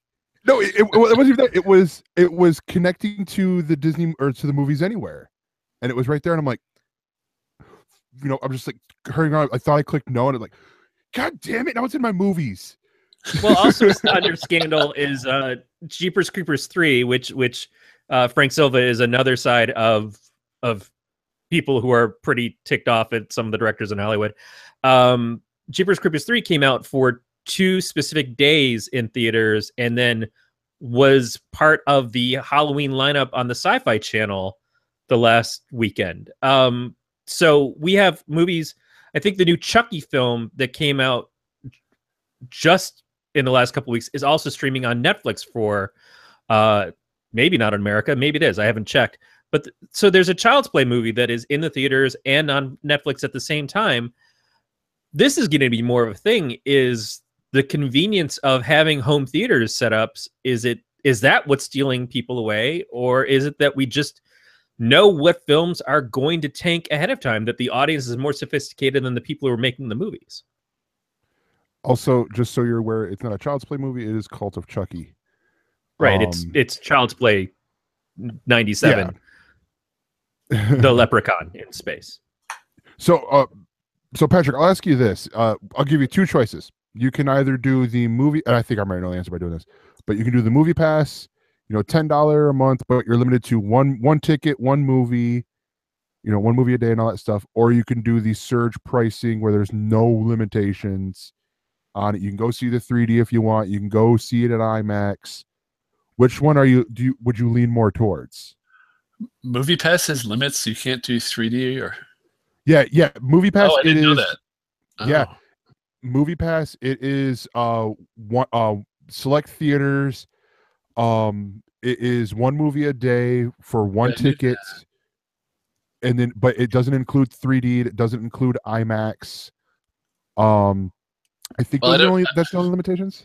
The nearest IMAX theater is an hour away from me. So San Francisco, right? Actually, it's no, it's out near Vacaville. It's okay. Towards Sacramento, but San Francisco is just a little bit longer. Next on the Californians. Yeah, I'll go with the Movie Pass because I don't know if I've ever seen more than 1 movie in a theater in the same day, other than like marathon. I saw Back to the Future trilogy, a special presentation, and yeah, I don't. It's not normally a thing I'd do. Yeah. So yeah, $10, see all the movies I want a month, sure. Because I'd probably average more than 1 movie a month. So in the end, I'll come out ahead. Yeah. And see, I'm the opposite. I rarely go see the movies in the theater, and it's either I'm going to see the new Marvel movie, or my wife is shaking me out to see the new whatever horror movie it is that she's excited about. Like I'm still dreading the fact that we're probably going to have to go see Jigsaw, but there's plenty of months where I don't wind up going to the theater anymore, and it's not because I'm adverse to it. It's just, again, it's a luxury that often doesn't seem to pay off. There isn't enough stuff that I find interesting. But I'm with you that I don't see that I'm losing anything by not getting 3D or IMAX. I think if I had Movie Pass, I would go see movies again a lot more often. I'd be like, all right, I get a few hours free. I think I'm just going to go see Guardians of the Galaxy again. Right. But now I'm like, I don't know. It's be $10. I saw it 3 times. It's like, I've already spent $30 on that movie, and I know I'm going to buy it. So, but if I had Movie Pass, I'd probably be there. Like, oh, wife's out of town. I'm going every night. Yeah, this week, if Thor Ragnarok had been out a week earlier while my wife is away, that might have been my week. Is just going to see Thor every day. Yeah, and but for the time being, I'll just use Movies Anywhere combined with Vudu's disc to digital, and maybe get movies for $2. Yeah, there you go. Using that little trick. You guys, I know you've talked about Movies Anywhere, but you know that trick, right? No, explain to me. Yeah, well, yeah, sell Corey on it, because I tried last week to sell Corey on the whole Movies Anywhere thing, and he kept going, "No, I'm old and curmudgeon-y." Well, I am old and curmudgeonly. Movies Anywhere is free, so sign up for that. Get the 5 free movies. 5 free movies. And then you have everything on Amazon, Google, iTunes, and Vudu, which is convenient if you ever change platforms. But Vudu has a service called Disc to Digital. And using an app on your phone, it uses GPS with your billing address, so it knows if you're home. So you can't go to Best Buy and do this. But you can scan a Blu-ray, and for $2 get the digital version. And if it's one of the Movies Anywhere studios, it goes everywhere. It won't scan Disney movies, but Universal and Warner Brothers I've definitely done. If it's a DVD, if you don't have the Blu-ray, you can pay $5 for the HD or $2 for SD. And you might be wondering, well, I already have these movies. Why do I want to pay for the digital version? I can just put the disc in. What if you don't have the movie? What if you look up the UPC code on the website? What if you like? If I just borrow movies from friends and stuff? What if you're like, oh, I want to watch Harry Potter. Oh, it's $5 to rent. Hold on, Harry Potter, Blu-ray. Oh, look, it's showing me the packaging. Or this website brought up the UPC code. Let me just scan that with my phone, and $2. You have Harry Potter everywhere digitally. That is insane, and that is such. Not that I've done this, because it might be. No. But in theory, this could work. So until they fix it, and it is again such a hackers / pirates will do whatever they can to get this stuff, because the cost, not even necessarily because of the cost, but often sometimes just because they can. And so what does the industry do to make things easier for the average user, so that it becomes like, oh, well, that's too much of a hassle, and I'm just going to go through this service now instead. And what is this service going to do so I don't feel so bad about like not having to hack this? You could go through some janky website and get something potentially dangerous that might even be the movie, and maybe halfway through it turns into porn. You never know what you're going to get.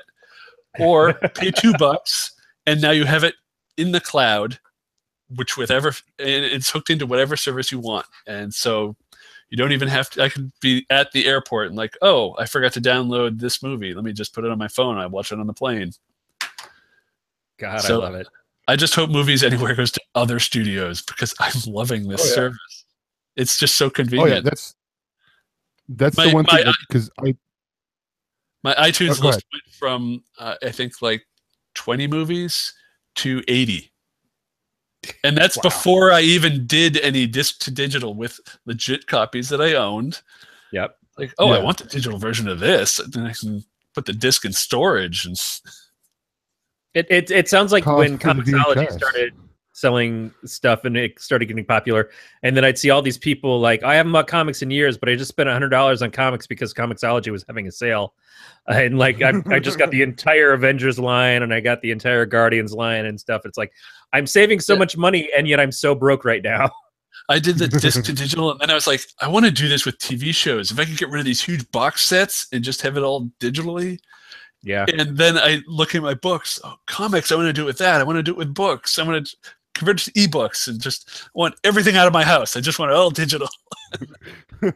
I will pay the $2 to convert this big, thick volume of some book to an ebook. Let me do it. We cut to 5 years from now when all this has happened, and Patrick's house is just, it's like the ultra modern, all white. There's not even furniture there, because he's like, no, I want it all digital. It's all digital couches and all that stuff. This really ruins the Burgess Meredith episode of Twilight Zone, where he's in the future and he finally can read and he breaks his glasses. It's like, oh no, I can just make the text bigger on my Kindle. They need to reshoot that episode and have it end that way. Shot for shot remake, and then just tweak the ending. Yep. And they can use a computer animatronic Burgess Meredith, because that's a thing too. Yeah. Like when they do the shot for shot remake of Back to the Future, but they change gigawatts to gigawatts. Yep.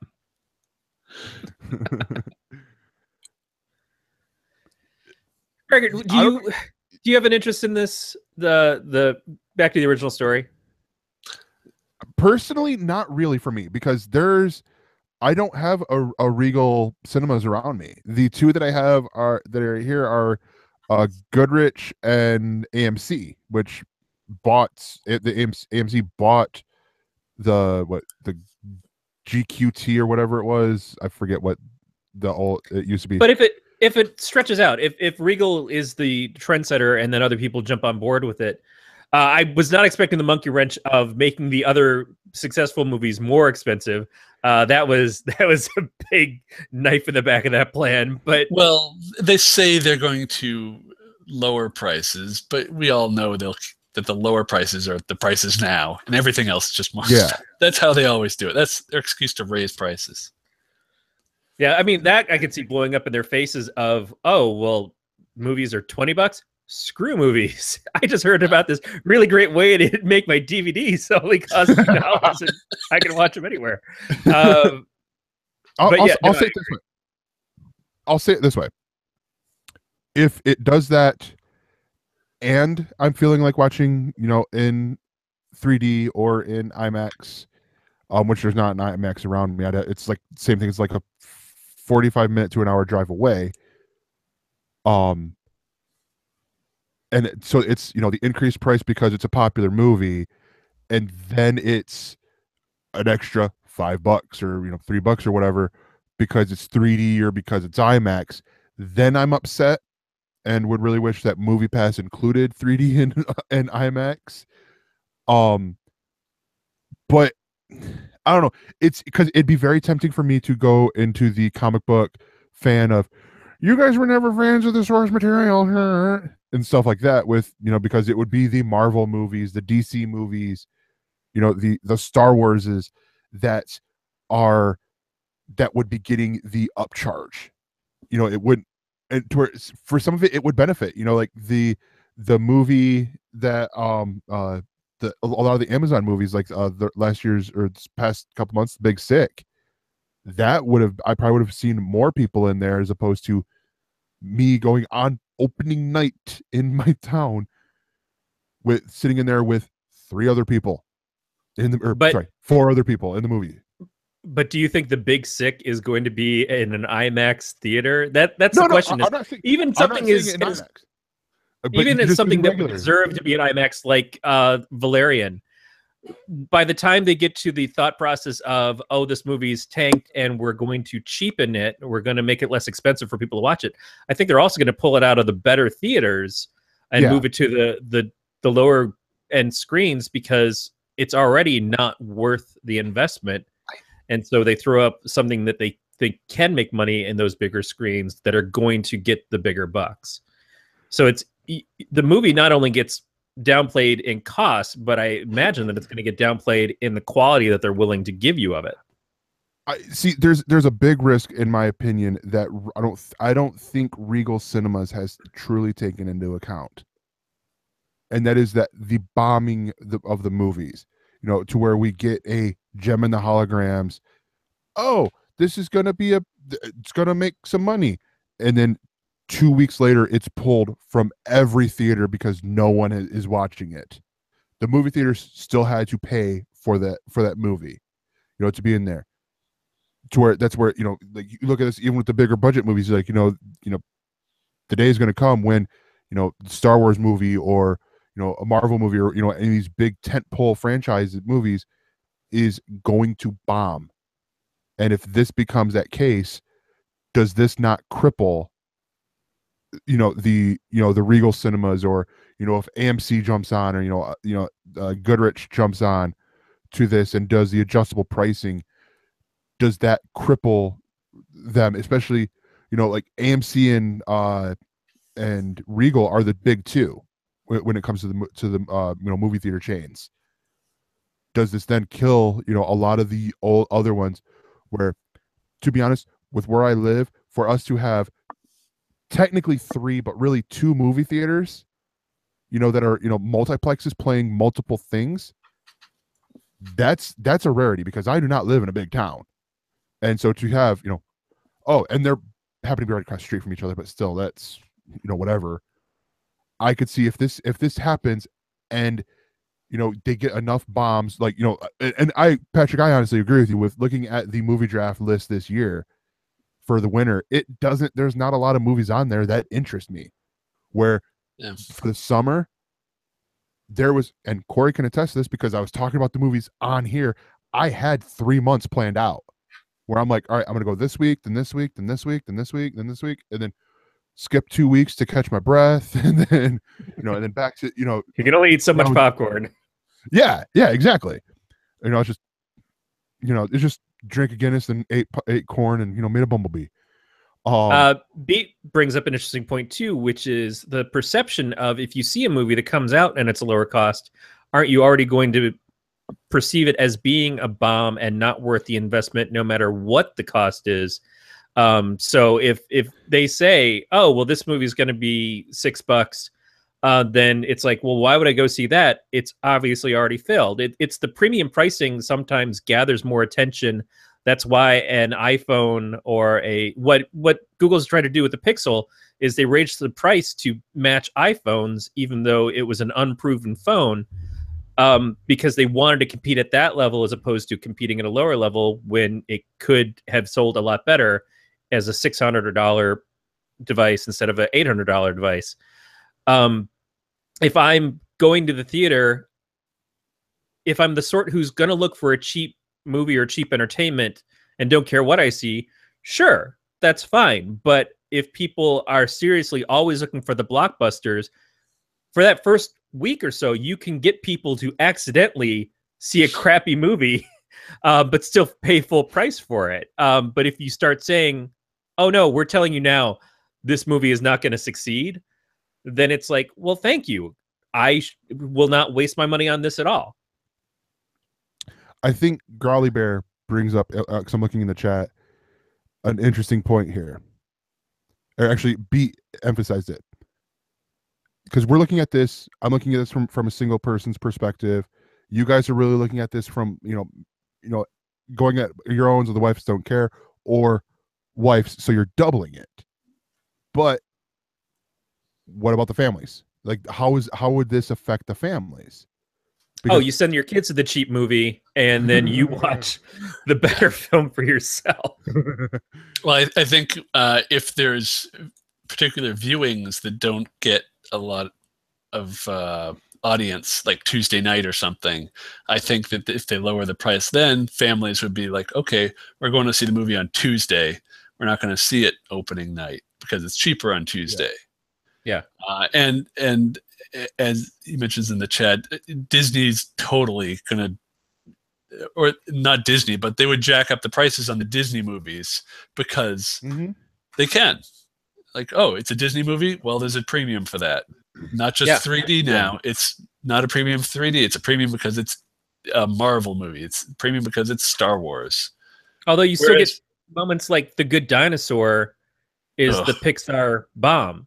And who would have imagined that Pixar was going to have a bomb, and that's something that could very much be, oh, well, I'm going to take the kids and drop them off at the theater for a little bit because it's a $5 movie as opposed to a $10 movie. But who would ever think that movie wouldn't be successful? And could the drop in price increase things for them or not? Honestly, I'm really confused with this because I mean, at the one side, it is sort of making me go, well, Movie Pass is an option, and I can use it in both of the movie theaters. And also, I think depending on how that GPS part works with the area, I could probably use it at my work. I mean, movie Pass is even more interesting to me from a family perspective. Yeah, because $10 a month for me is a sort of splurge because I know that I'm not always going to go see films. But if I had wife, kids, and it was now $40 for entertainment, multiple nights of entertainment for the month, versus whatever it would cost to take the kids out to a movie, let alone like 1 or 2 a week, that's an incredible savings.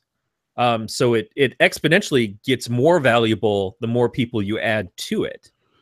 Yeah, and Beats pointing out, this is from the article, that Regal won't consider sharing revenue with Movie Pass, which is sad, but I think it's, I honestly feel like that's just going to be like, if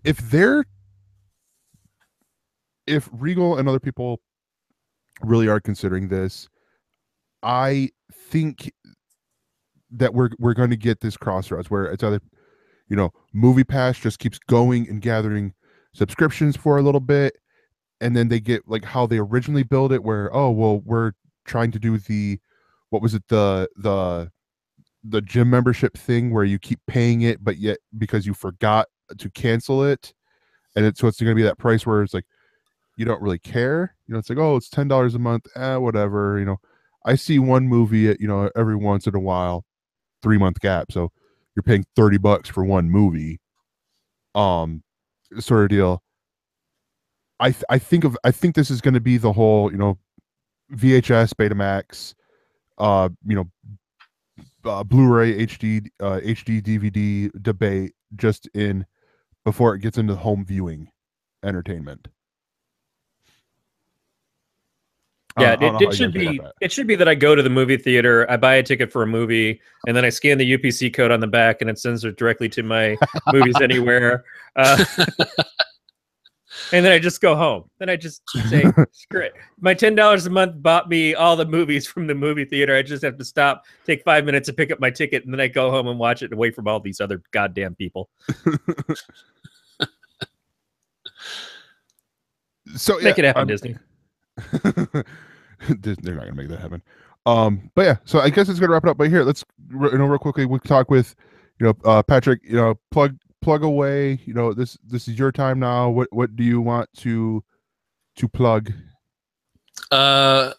My podcast, AnimeCons TV, every Monday, new episodes, and it's not just anime conventions. We named it a long time ago. We talk about all sorts of conventions. A couple of weeks ago, I got a report on BlizzCon that I'm going to this weekend. And so yeah, you can find us on YouTube. Just search AnimeCons TV. It's a video podcast, so we're on iTunes and all the other podcast places too. So check that out. Nice. Subscribing now. Yes, definitely. But yeah, that is going to wrap it up here for us.